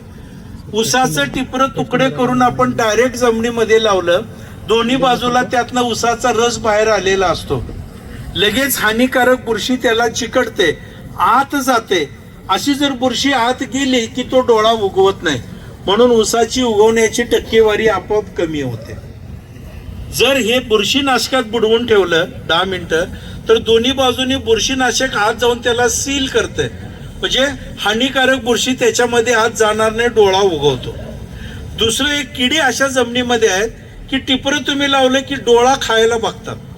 डोळ्याला खरवडलं की डोळा उगवत नाही, तुम्हाला सगळ्यांना माहिती आहे. जर कीटकनाशकामध्ये पण हे जर कांड बुडवून लावलं तर त्याच्या भोवती कीटकनाशकाचं आवरण तयार होतंय.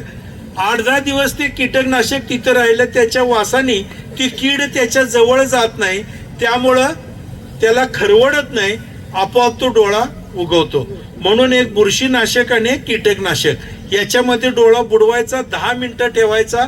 पूर्वी आपण काय घेत होतो, एक क्लोरोपायरीफॉस आणि 22 टीन याच्यात 10 मिनिटं डोळा बुडवून ठेवून लावला की बहुतेक किडीचा त्रास आणि बुरशीचा त्रास त्याला होत नाही.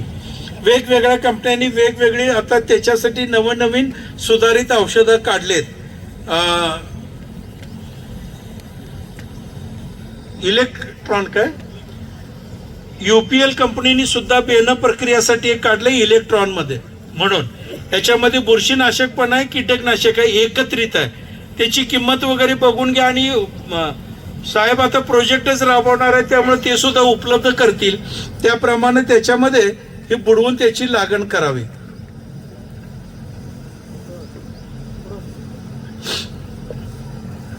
औषधात बुडवल्याशिवाय कांड्या लावायची नाही, तेवढं लक्षात आलं.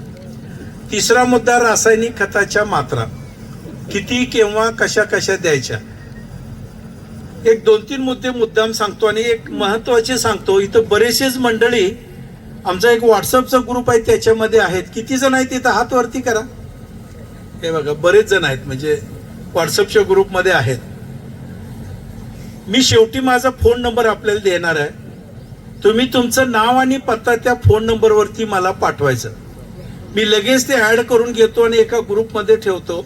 रासायनिक खताच्या मात्रा अडसालीसाठी कोणत्या, पूर्वांगामासाठी कोणत्या, सुरूसाठी कोणत्या, खोडव्यासाठी कोणत्या, हे सगळा चार्ट मी तुम्हाला मोबाईलवरती पाठवतो.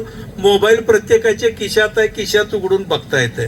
ज्यांच्याकडे तसा मोबाईल नाही त्यांनी नलवडे साहेबांशी संपर्क साधा, त्याचे प्रिंट काढून ते देतील, त्याची झेरॉक्स काढून घ्या, आपल्याला हातात तो चार्ट मिळेल. सोपं गणित आहे. काही फवारण्या करायला लागतात, त्या फवारण्यांचा चार्ट सुद्धा त्या मोबाईलवरती पाठवतो. पाण्याचं नियोजन कसं असावं त्याचाही चार्ट तुम्हाला त्याच्यावरती पाठवतो. अजून एक सोपं गणित म्हणजे माती परीक्षणानुसार रासायनिक खताच्या मात्रा ठरवायच्या असतात, तोही चार्ट त्याच्यावरती पाठवतो. सगळ्या गोष्टी आपल्याला मिळतील. अजून एक सोपं गणित केले माझे चिरंजीव कॉम्प्युटर इंजिनियर आहेत सर, त्यांनी एक ऍप्लिकेशनच तयार केलंय. संजीव माने असं त्याचं नाव आहे. ह्याच मोबाईलवरती प्ले स्टोअर नावाचं एक असतंय, त्याच्यावर जाऊन ते तुम्ही नाव माझं टाईप केलं की एक ऍप्लिकेशन डाउनलोड होतंय. अत्यंत फुकट आहे, कमी ताकदीचं आहे, त्यामुळे लगेच डाउनलोड होतंय. त्याच्यामध्ये कारखान्याचं नाव लिहायचं, तुमचं नाव लिहायचं, लागणीची तारीख लिहायची, लागण आहे का खोडवा आहे ते लिहायचं, ड्रीप आहे का पाट पाणी आहे ते लिहायचं. आणि लागणीची तारीख एकदा लिहून कॅल्क्युलेशन केलं की वर्षभरासाठी कोणत्या दिवशी कुठलं खत कसं वापरायचं ते सगळा चार्ट त्याच्यावरती येतो. किती टन उत्पादन पाहिजे ते त्याच्यात एक लिहायचं आहे. मला 50 टन उत्पादन पाहिजे, 50 टनाचा चार्ट येतो, 70 टन पाहिजे 70 टनाचा चार्ट येतो, 100 टन पाहिजे 100 टनाचा चार्ट येतो, आपल्या खिशात राहते, लगेच उघडून बघता येते. एवढंच नव्हे, उद्या काय खत टाकायचं आहे आदल्या दिवशी त्याचा मेसेज तुम्हाला येतो, रिमाइंडर येतंय की उद्या तुम्हाला हे करायचं आहे, फवारणी करायची आहे, हे करायचं आहे, हे सगळं कळतंय. आणि हे सगळं फुकट आहे, मोफत आहे. मोबाईलवरती तेवढं डाउनलोड करून घेतलं तर लगेच ते सुद्धा कळेल. या दृष्टीने की सगळ्यांना ही माहिती आपल्या खिशात असावी, पाहिजे त्यावेळेला ती बघायला मिळावी, म्हणून एवढं सगळा तो व्याप केलाय. रासायनिक खतं किती द्यायची याच्यापेक्षा केव्हा केव्हा द्यायची हे अत्यंत महत्वाचं आहे. ऊसाची लागण करण्यापूर्वी सरीमध्ये रासायनिक खतं टाकून मातीत मिसळून घेऊन मग औषधात बुडवलेलं टिपरं लावायचं. याला म्हणायचं शास्त्रोक्त पद्धत. बेसल डोस देऊन लागण केली. किती जण असं करतात? हात वरती करा. रासायनिक खत अगोदर टाकून मातीत मिसळून मग लागण करतात. बघा, 1 2 3 4 5 6 7 8 एवढेच हात वरती झाले. 5-7 हजार लोक त्याच्यात हात 2-4च वरती. अत्यंत चुकीचं आहे. रासायनिक खत टाकून मग लागण करणे किंवा तेच रासायनिक खत लागण करून 1 महिन्याने देणे, दोन्हीचा खर्च सारखा. उत्पादनात 25 ते 30% घट येते, शास्त्रज्ञांनी सिद्ध केलेलं आहे. रासायनिक खत जी देणार सर लागणीच्या अगोदर देणे किंवा तीच रासायनिक खत नंतर देणे, एवढ्यात फरक पडतो 25 ते 30%. उत्पादन वाढीचं सगळ्यात पहिलं सूत्र, कोणत्याही परिस्थितीत कितीही गडबड असू द्या, गडी कितीही त्रास देऊ द्यात, लागण करण्यापूर्वी सरीमध्ये रासायनिक खत टाकून मातीत मिसळून घेऊन मगच लागण करायची. 1 नंबरचं एवढं लक्षात ठेवा. रासायनिक खत टाकले, मातीत मिसळलंय आणि गडीच लावण करायला आले नाहीत, मग काहीही त्यातलं वाया जात नाही. रासायनिक खत टाकून घ्या, मिसळून घ्या, 8 दिवसांनी गडी लावायला येऊ दे, चालतंय, काही चिंता करू नका. रासायनिक खत टाकून मातीत मिसळणे. लागणीच्या अगोदर आडसाली लागण असेल तर 2 पोती DAP, 1 पोतं ते 1.5 पोतं पोटॅश घ्यायचं. पूर्व हंगामी लागण असेल 1.5 पोतं DAP, 1 पोतं पोटॅश घ्यायचं. सुरू लागण असेल 1 पोतं DAP, 1 पोतं पोटॅश घ्यायचं. हे सरीमध्ये टाकायचं, मातीत मिसळायचं. पुढं काय काय लागणार आहे ते मी सांगणारच आहे. पण एक अत्यंत महत्वाची गोष्ट आहे, जर आपल्याला प्रयोग हा 100 टन 70 टन 80 टन 125 टनाकडे न्यायचा असेल किंवा आता जी उत्पादन आहे ती योग्य खर्च करून 10-20-30 टनांनी उत्पादन वाढवायचं असेल तर 2 अजून खतं त्याला देणं अत्यंत अत्यंत आवश्यक आहे. जे अत्यंत कमी प्रमाणात लागतात त्याची किंमत फार कमी असते, पण अत्यावश्यक आहे, हे अत्यंत महत्वाचं. असं काय, कुठली खतं आहेत? 2च खताची नावं, सूक्ष्म अन्नद्रव्ये आणि दुय्यम अन्नद्रव्ये. मायक्रो न्यूट्रिएंट आणि सेकंडरी न्यूट्रिएंट.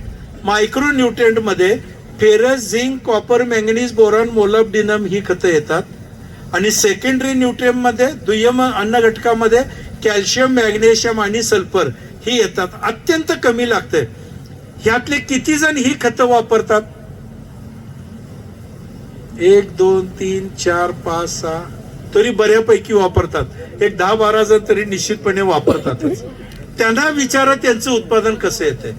अत्यंत योग्य खर्चामध्ये, माफक खर्चामध्ये उत्पादन वाढवायचं असेल तर रासायनिक खताबरोबर म्हणजे NPK बरोबर सूक्ष्म अन्नद्रव्य आणि दुय्यम अन्नद्रव्य वापरणं अत्यंत अत्यंत आवश्यक आहे. सोपं आहे, अगदी किमती कमी आहेत. लागण करताना DAP पोटॅश बरोबर 10 ते 15 किलो सूक्ष्म अन्नद्रव्य वापरायचे. 10 किलोची एक बॅग 500 ते 550 600 रुपयाला मिळते. पण 10 किलोची, बरेच जण म्हणतात 600 रुपयामध्ये 2 पोती युरियाची येतात. तुम्ही काय सांगायला लागलाय? 50-50 किलोची 2 पोती टाकली तर फायदा नाही का? आहे, पण हे सूक्ष्म अन्नद्रव्य सुद्धा अत्यंत महत्वाचं आहे. 10 ते 15 किलो सूक्ष्म अन्नद्रव्य. मॅग्नेशियम सल्फेट 25 किलो, 400 ते 450 रुपये किंमत. हे टाकणं अत्यंत गरजेचं. ऊसाला हिरवापणा आणणे, फोटोसिंथेसिस प्रकाश संश्लेषण क्रिया वाढवणे आणि उत्पादन वाढवणे, ह्याच्यामध्ये त्याचं अत्यंत महत्वाचं काम. 25 किलो मॅग्नेशियम सल्फेट. आणि तिसऱ्या दुय्यम अन्नद्रव्यामध्ये गंधक वापरणं अत्यंत आवश्यक. गंधक सल्फर असं आपण त्याला म्हणतो. एका एकराला 10 ते 15 किलो गंधक वापरायचा. 10 किलो गंधकाची किंमत 500 ते 600 रुपये. म्हणजे 10 किलो सूक्ष्म अन्नद्रव्ये 600 रुपये, 10 किलो गंधक 600 रुपये, 1200 झाले. मॅग्नेशियम सल्फेट 450, 500 रुपये धरा, 1700 रुपये झाले. एवढे 3 घटक 1700 रुपयेचं NPK बरोबर वापरा. उत्पादन 10 ते 20 टनांनी वाढणार आहे, टक्क्यांनी नव्हे, 10 ते 20 टनांनी वाढणार आहे. एवढं महत्व सूक्ष्म अन्नद्रव्य आणि दुय्यम अन्नद्रव्याला आहे. 2 वेळेला फक्त वापरायचं आहे. सगळं चार्ट मध्ये डिटेल मी हे सगळं पाठवणार आहे. लिहून घेता आलं तर लिहून घ्या, नाही लिहून घेतलं तरी चालतंय. सगळं चार्ट तुम्हाला मिळेल. माझ्याकडे नसला नलवडे साहेब तुम्हाला देतील. लागण करताना 2 पोती DAP, 1 ते 1.5 पोतं पोटॅश, सूक्ष्म अन्नद्रव्ये 15 किलो, गंधक 15 किलो, मॅग्नेशियम सल्फेट 25 किलो, सगळं एकत्रित करा. सरीमध्ये पसरून टाका. एक छोटासा अवजार त्यात फिरवून मातीत मिसळून घ्या. औषधात बुडवलेलं टिपरं लावा. 30% उत्पादनात वाढ इथंच झाली. लागणीपासून 20व्या दिवशी दुसरा डोस द्यायचा. 1 पोतं युरिया सरीत टाकून पाणी द्यायचं. 20व्या दिवशी चुकायचंच नाही. 21 दिवस किंवा 22 दिवस, 1-2 दिवस मागं पुढं, पण लागणीच्या तारखेपासून 20व्या दिवशी 1 पोतं युरिया पडलाच पाहिजे. ऊस उगवलेला असेल, उगवत असेल, अजून काही डोळे बाहेर येणार आहेत, बघायचंच नाही. युरिया टाका आणि पाणी द्या.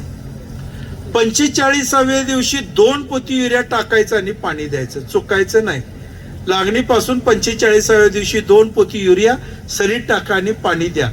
1 नंबरचा ऊस वाढतो, जोमाने वाढतो, फुटवे जोरदार येतात, रसरशीत येतात. 100 टनाची वाटचाल सुरू होते किंवा 40 टनाची, 50 टनाची वाटचाल सुरू होते. ह्या 3 गोष्टी. लागणीच्या अगोदर बेसल डोस देणे, 20व्या दिवशी 1 पोतं युरिया देणे, 45व्या दिवशी 2 पोती युरिया देणे. एवढ्या गोष्टी चुकवू नका. 65 ते 70व्या दिवशी अडसाली लागण असेल तर 1 युरिया, 1 DAP, 1 पोटॅश. पूर हंगामी असेल तर 1 युरिया, अर्ध DAP, अर्ध पोटॅश. हे एकत्रित करा. टाकून मात्र पाणी देऊ नका. याच वेळेला फक्त एकदा कुदळीने उकरून खत घाला किंवा पारीच्या साह्याने खत घाला. सगळ्यांच्या कपाळावर आट्याच दिसायला लागले एकदम. हे काय भलतंच सांगितलं. मगापासून बरंच चाललं होतं, सरीत खत टाका, सरीत खत टाका, पाणी द्या. पारीनं कोण खत घालणार, पार कुठनं आणायची, बर आणली पार, त्याला मजूर कुठनं आणायचे, कोणी मारायचं, काय करायचं, अवघड आहे. सकाळी चेअरमन साहेबांशी पण चर्चा करताना चाललं होतं. साहेब सारखं म्हणत होते, दादा यांत्रिकीकरण आलं पाहिजे, आता मजूर उपलब्ध होत नाहीत. अगदी बरोबर आहे. त्याच्यामध्ये सुद्धा यांत्रिकीकरण आलंय पारीनं छिद्र घालायला. पण हे खत खाली का द्यायचं ते सांगतो म्हणजे लक्षात येईल. युरिया टाकला, पाणी दिलं की युरिया 100% पाण्यात विरघळतो. युरियातला नत्र पाण्याबरोबर, पाणी जेवढं खाली गेले तिथपर्यंत खाली जातो, ऊसाच्या मुळ्यांना जाऊन पुरतो, खायला मिळतं ऊसाला. फॉस्फरस, पोटॅश, सूक्ष्म अन्नद्रव्ये, गंधक ही सगळी खतं टाकली, पाणी दिले की पाण्यात विरघळतात, पाण्याबरोबर खाली जायला लागतात. मातीच्या संपर्कात आले की मातीला घट्ट चिटकून बसतात आणि उभी हालचाल त्यांची जास्तीत जास्त 1 ते 2 सेंटीमीटर होते. इंचाच्या भाषेत अर्धा इंच फक्त ते खाली जातात. आपण टिपरच मुळात 1 इंच खाली लावले, त्याच्यामुळे अशा तिरक्या पसरत जातात खाली. अशा तिरक्या खत टाकलेले 1 इंचापर्यंतच खाली जाऊन थांबतंय. तिथं मुळ्या 1% नाही तर 2% असतात. ऊसाच्या मुळ्या सगळ्यात जास्त कुठं असतात? ऊसाच्या टिपरीपासून 6 इंच खाली असतात. 60 ते 70% मुळ्या म्हणजे अन्न खाणारी तोंड टिपरीपासून खाली 6 इंच अंतरावरती आहेत. तुम्ही दिलेलं खत तिथं जाऊन पोचलं पाहिजे. युरिया मात्र पाण्याच्या बरोबर जाऊन तिथं पोचतो. फॉस्फरस, पोटॅश, सूक्ष्म अन्नद्रव्ये, गंधक खाली जात नाही. त्याला व्हर्टिकल मुवमेंट म्हणतात, उभी हालचाल म्हणतात. ते खाली जाऊन पोचत नाही. याच्यासाठी मग पारीच्या साहाय्याने छिद्र काढा, त्याच्यात हे खत टाकून भरा. ते खत आपोआप पसरेल, सगळ्या मुळ्यांना खायला मिळेल, आपोआप उत्पादन वाढेल. नुसते वर्ण टाकून उत्पादन वाढत नाही. या वेळेला एकदाच तेवढं तसं करायचं. ह्याच्यानंतर मोठी भरणी येते. 2 युरिया, 2 DAP, 2 पोटॅश. लक्षातच ठेवायचं. अडसाली लागण 2 युरिया, 2 DAP, 2 पोटॅश. परत एकदा सूक्ष्म अन्नद्रव्य 10 ते 15 किलो, गंधक 10 ते 15 किलो, मॅग्नेशियम 25 किलो हे टाकायचं आणि भरणी पूर्ण करायची, माती लावून घ्यायची. याच्यानंतर खतं टाकायची गरज नसते. खतं टाकायचा कार्यक्रम संपला. 5 वेळेलाच फक्त खतं द्यायची. 2 युरिया, 2 DAP, 2 पोटॅश, सूक्ष्म अन्नद्रव्य 15 किलो, गंधक 15 किलो, मॅग्नेशियम सल्फेट 25 किलो. संपला विषय. लागण झाल्यानंतर 10 ते 12 दिवसांनी एकदा जीवाणू द्यायचे. मोठी भरणी झाल्यानंतर 10 ते 12 दिवसांनी एकदा जीवाणू द्यायचे. दिलेली खतं ऊस पिकाला उपलब्ध करायचं काम हे जीवाणू करणार आहेत. हे अत्यंत महत्वाचं आहे. भरणी झाल्यानंतर उत्पादन वाढीसाठी एक 2-3 वेळेला थोडी थोडी खतं दिली तर अजून जास्त फायदा होतो. भरणी झाल्यानंतर 15 ते 20 दिवसांनी कॅल्शियम नायट्रेट 10 किलो पाट पाण्यातनं सोडा. ड्रीप असेल तर ड्रीपने द्या किंवा आळवणी करा. 200 लिटर पाण्यातनं आळवणी करा. कॅल्शियम नायट्रेटमुळे ऊसाची वाढ अत्यंत जोमाने होते. रोगराई त्याला येत नाही. भरणी झाल्यानंतर दुसऱ्या महिन्यात अर्ध पोतं अमोनियम सल्फेट आणि अर्ध पोतं पोटॅश 200 लिटर पाण्यामध्ये विरघळायचं बॅरलमध्ये. त्याला एक कॉक बसवायचा, चेंबर जवळ बॅरल ठेवायचा, कॉक सोडायचा, पाट पाण्याबरोबर ते जाऊ द्या.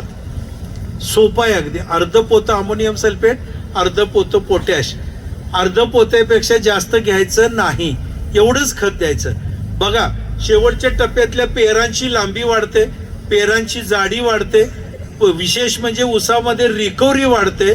जेवढी रिकव्हरी वाढेल तेवढं ऊसाचं वजन वाढतंय. त्यामुळे आपल्याला टनेज मध्ये अत्यंत फायदा होतो. 2-3 ऊसाला तुटायला 2 महिने अवकाश असेपर्यंत प्रत्येक महिन्याला एकदा 25 kilo ammonium sulphate, 25 kilo potash द्या. ऊसाची वाढ अत्यंत जोमदार होते. त्यामुळे त्याचा आपल्याला फायदा होतो. एवढीच खतं द्यायची, याच्यापेक्षा जास्त काही द्यायची गरज नाही. अजून एक महत्वाचा विषय राहतो, तणनाशक मारायचं का? बरोबर आहे ना? तणनाशक मारायचं, डोळं झाकून मारायचं. पण तणनाशक खरेदी करताना डोळं उघडं ठेवून खरेदी करायचे. कोणत्या वेळेला काय मारायचं हे आपल्याला माहीत असलं पाहिजे. ऊसाची लागण झाली की दुसऱ्या, तिसऱ्या, चौथ्या दिवशी एक साधं आहे मेट्रिव्हिजन तणनाशक एका पंपाला 40 ग्रॅम किंवा एका एकराला 400 ग्रॅम 15 लिटरच्या 10 पंपामध्ये मिसळून याची फवारणी करायची. तिथून पुढे 2 महिने गोल पानाचं तण उगवत नाही. ज्यांच्याकडे गवत जास्त असेल त्यांना मग पुढे जाऊन ऊस जरा मोठा झाला की मग 2,4-D वगैरे त्यात मिसळून त्याची फवारणी करायची असते. शक्यतो 2,4-D टाळायचा प्रयत्न करायचा. ऊसाची वाढ थोडे दिवस थांबते असं काही तज्ज्ञ मंडळी सांगतात. कंपन्यांनी बऱ्याचशाच आता मेट्रिव्हिजन, 2,4-D किंवा वेगवेगळे अन्न घटक जे ऊसाला त्रास देणार नाहीत अशा प्रमाणामध्ये मिसळून बाजारात आणलेत. ज्याची फवारणी त्यांच्या मार्गदर्शनानुसार जर आपण केली तर निश्चितपणे तण पण उगवणार नाही, ऊसाला पण त्रास होणार नाही. तण उगवल्यानंतर ऊसाच्या उत्पादनात जी तूट होणार आहे ती होणार नाही. त्याचा फायदा चांगल्यापैकी आपल्याला होणार आहे. तण काढायला मजूर फार लागतात, तो सुद्धा आपल्याला वाचेल. मला आताच यांनी सांगितलंय 2,4-D मेट्रिव्हिजन घटक असणारं त्यांचं तणनाशक आहे ट्रिस्केल नावाचं. UPL कंपनी ही जागतिक लेवलला कितव्या नंबरला आहे साहेब? आता 3ऱ्या क्रमांकावर आहे. UPL कंपनी म्हणजे नुसतंच नाव ऐकून घेऊ नका. जगात 3 नंबरला ही असणारी कंपनी आहे. भारतात नव्हे, जगामध्ये 3 नंबरला असणारी कंपनी आहे. त्यांनी काढलेलं हे ट्रिस्केल आहे. मी हे सगळं सांगण्यापेक्षा तुम्हीच साहेब हे सगळं सांगा, कारण तुम्ही आता प्रोजेक्टच इथं राबवणार आहे. हे स्वतः इथं असणार आहे, त्यामुळे आपल्याला चिंता नाही. या ऊसाचं सगळं पॅकेज यांच्याकडे आपल्याला मिळणार आहे. एवढं तंत्रज्ञान त्यांच्याकडे आहे. त्या दृष्टीने त्यांची मदत आपल्याला सातत्याने घ्यायचीच आहे. तणनाशक मारा, काही अडचणी येत नाही. फक्त कुणीतरी काहीतरी सांगितलंय म्हणून कुठलंही तणनाशक मारू नका, जेणेकरून ऊसाला त्रास होईल असं नको. एवढ्या दृष्टीने प्रयत्न केला की काम होतं. ठिबक सिंचन आपल्या 4था मुद्दा आहे ते पाण्याचं व्यवस्थापन. ऊसाला पाणी थोडं थोडं आणि सारखं सारखं लागतं. एकदम तळ्यासारखं पाणी भरून ठेवलं आणि परत महिना 1.5 महिन्याने पाणी दिलं असं करू नका. थोडं थोडं पाणी आणि सारखं सारखं द्या. साखळी पद्धत बंद करा. लांब सऱ्यांनी पाणी द्या. खोल काळी जमीन असेल तर एक आड एक सरीला पाणी द्या. जेवढ्या लवकर पाणी संपेल, धावतं पाणी जाईल असं पाणी द्या.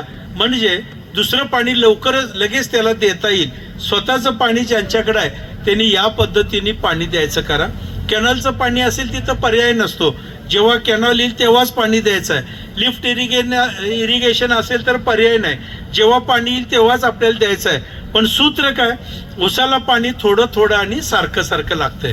मुबलक पाणी भरून ठेवू नका. थोडं थोडं आणि सारखं द्या.